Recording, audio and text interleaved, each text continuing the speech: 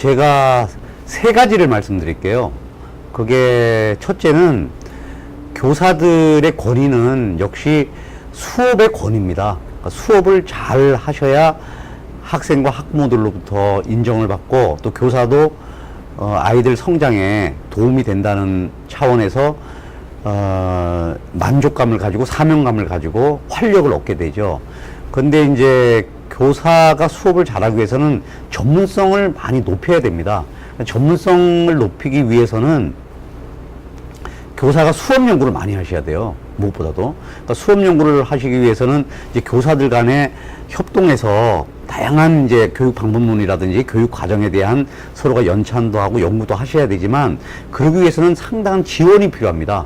일상적인 연수 활동하는 것에 대한 지원도 필요하고요. 특별히 저는 교원 연구년제를 모든 교사에게 줄 생각이에요. 예를 들면 대학 교수들은 한 7, 8년마다 연구년을 갖거든요. 근데 교사는 그게 없어요. 일부 교사를 포상적 성격의 연구년을 줘요. 그것도 거의 교사가 끝날 시점에. 근데 그게 아니라 저는 한 10년 정도 교사를 하면 재충전이 필요하거든요. 그러면은 그때 한번 연구년을 가지고 연구를 할 수 있도록. 그러면 연구하는 데 따르는 연구비도 좀 드리고. 그리고 그것을 조금 넘어서서 좀 더 전문성을 갖고 싶다. 석사 학위 같은 것도 받고 싶다. 그렇게 되면은 1년은 이제 연구년을 갖고 그 다음에는 또 연장해서 이제 또 연구를 계속할 수 있도록 그렇게 배려를 하려고 합니다. 두 번째는 교사가 잡무로부터 해방돼야 돼요.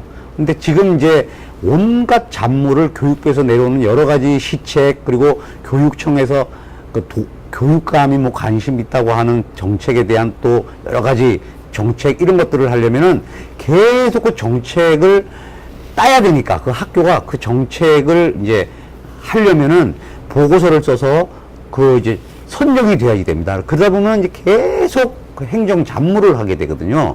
근데 그게 대표적인 게 예를 들면은 뭐 혁신학교 정책, 꿈의 학교, 뭐 꿈의 대학 이런 겁니다. 그러니까 그런 교육감이 자기가 뭔 새로운 실험을 하고 또 뭔가 브랜드를 만들려고 그렇게 하기 위해서 온갖 정책을 내려보냅니다. 그러면 이제 잡무가 많이 생기죠. 이제 그런 온갖 잡무들을 저는 교육청에서 안 만들려고 합니다. 왜냐하면 학교에서 하는 이런 사업은 혹 필요하면 연구학교 같은 거를 해가지고 새로운 정책을 한번 좀 프로파일을 해보는 거죠. 이렇게 한번 해보는 거지만, 그렇지만 그 모든 학교가 동일하게 하는 것이지 일부 학교를 무슨 브랜드를 만들어가지고 하는 건 옳지 않거든요. 그래서 그런 잡무로 해방시키고 특히 국정감사나 도정감사 같은 거 할 때 이런 의원님들이 또 굉장히 많은 또 자료 요청을 합니다. 근데 저는 제가 의원 출신이잖아요. 제가 의원할 때도 저는 그런 거 한 번도 일선 교사에게 요구한 적이 없어요. 그거는 그냥 교육청에서 담당을 해서 교육청에 있는 수준의 자료를 드리면 되는 거거든요. 그건 좀 교육감이 되면은 선생님이 그런 그 여러 가지 자료를 그 의원님들을 위해서 자료를 생산하는 거를 저는 막을 생각입니다. 제가. 그래서 교육청에 있는 자료를 통해서 전사랑가 다 돼 있거든요. 그런 거를 통해서 하도록 하고, 두 번째 이제 잡무경감. 그리고 마지막 세 번째가 선생님들이 지금 너무 학생 인권 조례 때문에 선생님들이 고생을 많이 하세요.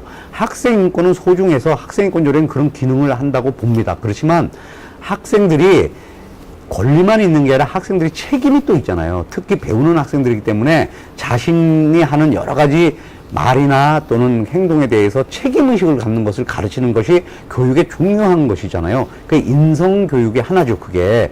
그래서 저는 학생들이 자기 책임을 다할 수 있는 조항을 포함하는 학생인권조례로 좀 개정을 하려고 그래요. 그렇게 하면 선생님들이 아무래도 학생들이 학생인권조례 때문에 선생님이 학생을 지도하는 데 따른 어려움이 많거든요.